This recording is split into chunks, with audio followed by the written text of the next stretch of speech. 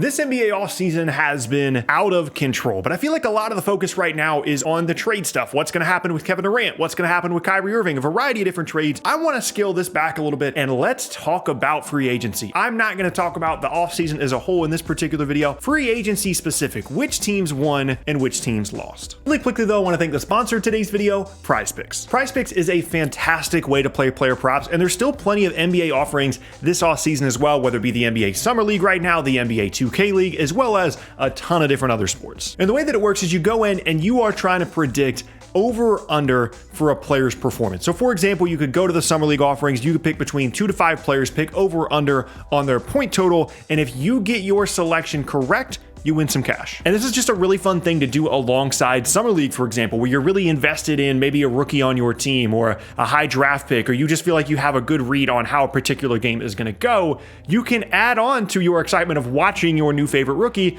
to also doing some prize picks. So if this is something that you're interested in doing, then PrizePicks has an offer for you. They will match 100% of your deposit up to $100 when you use code SPORTING or click the link in the description. Again, that is up to $100, 100% deposit match when you use code SPORTING or click the link in the description. Hope you guys have fun with PrizePicks this summer, and thank you again to PrizePicks for sponsoring this video. My first winner is going to be the New Orleans Pelicans, and this one might be a little bit of a strange one at first because you might be wondering, well, what exactly did the Pelicans do this offseason? This is strictly based off the fact that they retained Zion Williamson in free agency. There was no scenario in which he would have left the team this offseason, but this has been something that has been up in the air for 18 months. Whether Zion was happy, whether he wanted to return to the team, there's been reports, there's been rumors, and he finally signed the 5-year max extension that New Orleans offered him. Now, I could very easily see plenty of you making arguments in the comments against this and saying that they are not winners, they're actually losers because Zion didn't play at all last year and he has exactly one good NBA season under his belt to this point. But here's my counter to that. Zion Williamson is someone that in his one healthy season was incredible. He was an all NBA level player. He's still very, very young, and you have him under team control for the next like 6 to 7 years, depending on how the options work out. And right now, even with the injury uncertainty surrounding Zion Williamson, he is a viable trade asset in exchange for potentially someone like Kevin Durant. Like that is where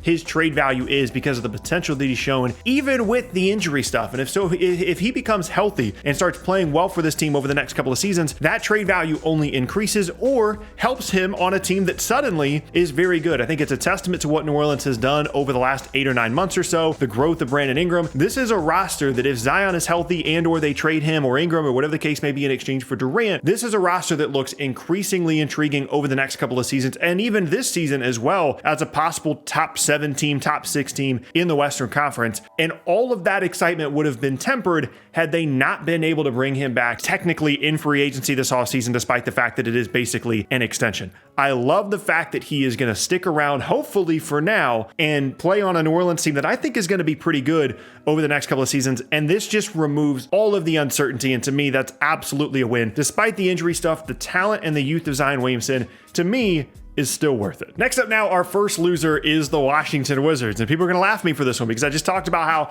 Zion is worth this money and it's worth giving him this extension. And I'm going to put the Wizards in the loser column specifically because of the Bradley Beal extension. And again, that seems counterintuitive to the first selection of this video. Here's the difference. Bradley Beal is older. He just turned 29. He's going to be 30 next year. I don't think there are very many scenarios in which Bradley Beal stays in Washington for the entirety of this 5-year contract. I could see a scenario where Zion, is happy in New Orleans, the team is incredibly successful, and he sees an opportunity for himself to continue to grow in that city. I could see that happening. I could see him playing out his entire contract in New Orleans. I don't think that's going to happen in Washington, but it's not just that, because even if he does ask out and get traded, which I think ultimately he will do, that's not really the issue to me, because I think ultimately trading Bradley Beal is the correct decision if you're the Washington Wizards. The problem is you've waited too long to move him, and now the moment you signed him to this contract, which you had to do to retain the asset, I understand that. The moment he signed it, his value decreased, in my opinion, significantly. Paying Bradley Beal, who is a borderline top 25, top 30 player, I don't think it's a lock that he's one of the 25, 30 best players in the league, that you could easily make an argument he's outside of the top 30. Paying that guy $50 million a year when he's going into his age 29 and then age 30 season,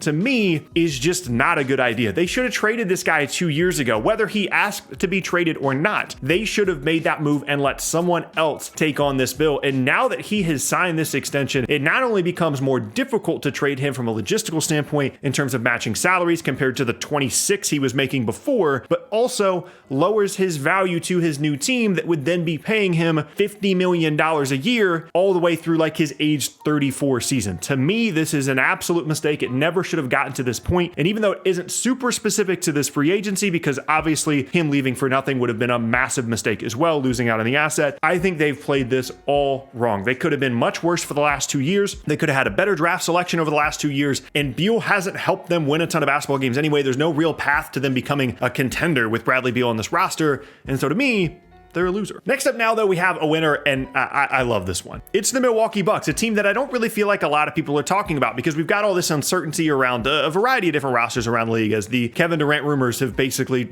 shaken up the entire league. And Milwaukee is just sitting there like, you know what, we're just going to keep retaining our guys. We're going to go into the luxury tax, and we're just going to continue to try and win championships. Primarily, they bring back Bobby Portis on a deal that is really, really fair. I mean, this guy is perfect for what they need him for in Milwaukee. He can be, a streaky shooter, someone that can provide you, 15 points in a quarter randomly and really help you in a playoff game, shoots the ball really well from three, is a great rebounder, provides great energy. The team and the city love him. Retaining him was huge. But also, I kind of like the Joe Ingles signing for them as well, because over the last couple of seasons, and especially since DiVincenzo got hurt and hasn't been super consistent for them in terms of being available, they've been a little bit low on wings and perimeter guys that they could actually play. And I know that Joe Ingles is coming off of an injury. He won't be available until, midway through the season or so. He's someone that, like, once Chris Middleton went down in the playoffs, they could have used a healthy Joe Ingles, had he been healthy at the time, on that team as a connective piece, as a guy that's going to move the ball, as a guy that's a 40% three-point shooter for his career, and adding him into this group to where he doesn't need to play for them to be successful. They can still go with their normal 6 or 7 man rotation to be totally fine. But retaining Bobby Portis and bringing in Joe Ingles as like a luxury guy to have in your rotation is a fantastic start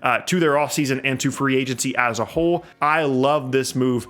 These couple of moves, for Milwaukee, just continuing to say, if Chris Middleton was healthy, I think it's pretty easy to argue they would have won the title. No disrespect to Golden State, no disrespect to Boston. They probably beat that Boston team if Chris Middleton's healthy. And given the fact that the finals went to 6 games, I think it's easy to argue they would have had a very good chance in the finals as well. So they're not panicking. They're going to keep bringing their guys back and getting a little bit better as well by bringing in Ingles. Next up now in the loser category, you probably knew it was coming. The New York Knicks. I've been pretty vocal about this, throughout free agency. I don't like the Jalen Brunson signing. I think it's easy to get caught up and swept up in what he looked like without Luka this year and what he did at times in the playoffs. I think Jalen Brunson is very, very good. However, when you're looking at paying someone $26 million a year for the next couple of seasons, and they basically couldn't stay on the floor and weren't part of the significant postseason rotation for Dallas 2 years ago, that would be a concern for me. I would have liked to retain Jalen Brunson if I was Dallas on this number, because I understand what he looks like in the Luka ecosystem, and I understand that he can,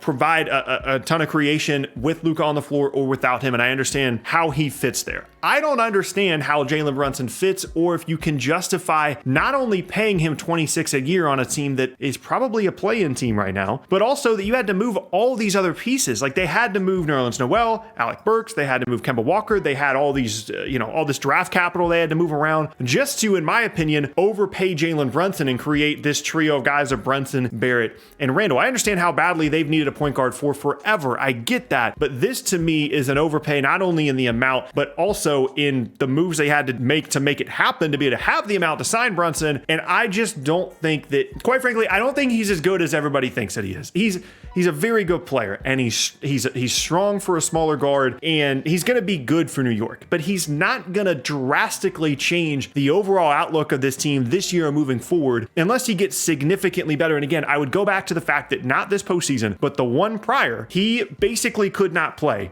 in the playoffs. He really had a ton of issues being a significant part of that team in the postseason, and now he's making $26 million a year for the New York Knicks. That to me is a red flag. It's a concern. Maybe I'll be proven wrong on this one, but I definitely think New York are losers here. Our last winner now is the Golden State Warriors. Again, maybe another controversial one because they have lost multiple key pieces this offseason in free agency. They lose Nemanja Bjelica, who at least played a little bit in the finals for them. They lose Gary Payton to Portland. They lose Otto Porter, who started the last 4 games of the last 3 games of the finals, all of which were Warriors wins. He goes to Toronto. But here's the thing. The contract Gary Payton got from Portland, they were just never going to be able to match that. Like, that's not their fault that Gary Payton left. Like, they couldn't do anything about it. They would have ended up having to pay him, when you account for the luxury tax and everything else, like the equivalent of $80 million for Gary Payton. It's just not worth it. Otto Porter, someone that I like, someone that helps them, isn't that big of a deal to lose him. They did 2 important things that I think make them winners compared to the guys that they lost. One, they retained Kevon Looney, which does 2 things for you. One, it helps you with your depth and making sure that you have a 5 on the roster, because had they lost him, that would have been a significant question mark. It's a guy that you trust, a guy that you know can play in the finals. And 2, it is someone that is your Wiseman insurance, right? Like, if Wiseman is healthy and really good this year, Kevon Looney's perfectly fine being a really good backup big. It's not like you're paying him $15 million a year or anything. Everything's fine. If Wiseman continues to struggle, whether it be on the floor or to get on the floor in the first place, that's fine too, because you have Kevon Looney. And then the other move that I like is Donte DiVincenzo, someone that has kind of flown under the radar for the last couple of years. But keep in mind, he was the centerpiece at the time of a Bogdanovich trade from Sacramento to Milwaukee, a guy that I think most people really like. Bogdanovich has been successful in Atlanta. DiVincenzo was good enough to be a centerpiece of that deal, a guy that Sacramento wanted enough that they were willing to move Bogdanovich at the time on a sign and trade. That deal ended up not happening. But I still really like Donte DiVincenzo. I think he's someone that's going to shoot the ball well. He's going to fit in really well with Golden State. They're going to make sure that he is learning how to guard at the NBA level, make sure that's a significant part of his game. I think for the value, given his youth, given his talent, that is such a good signing for them, and someone that I think in 9 months we're going to be looking at wondering, how did this guy only get a 2-year mid-level exception deal from Golden State? And I think that's kind of the plan for him, is to look really good in this Golden State system, and just like some of the other guys we've seen this offseason, turn that into other deals elsewhere. I really like the the free agency period for Golden State. And the last up now, I have the LA Lakers. They've really only made one significant move in terms of signing people in free agency, because they don't have any assets to really make any moves. They don't have salary cap space. They have a mid-level exception, and they chose to use that on Lonnie Walker. And after trying to figure out how are we supposed to be able to guard, we need wings, we need 2-way guys, they decided to bring in a clutch client guard. There's really no other explanation than that. If you want to talk about what this Lakers roster needed to use this mid-level exception on, and what they ended up getting in Lonnie Walker, no disrespect to him, but he's just not all that great right now. Maybe like a streaky perimeter guy that maybe occasionally is going to make some shots, but that was what Malik Monk was. And so basically you're running back the exact same team this upcoming season, and you already used your mid-level exception, and basically it was so you could bring in what I think is like the 12th clutch guy on the roster. And yeah, those are my winners and losers for the free agency period this year. Let me know down in the comment section what yours are, and I'll see y'all next time.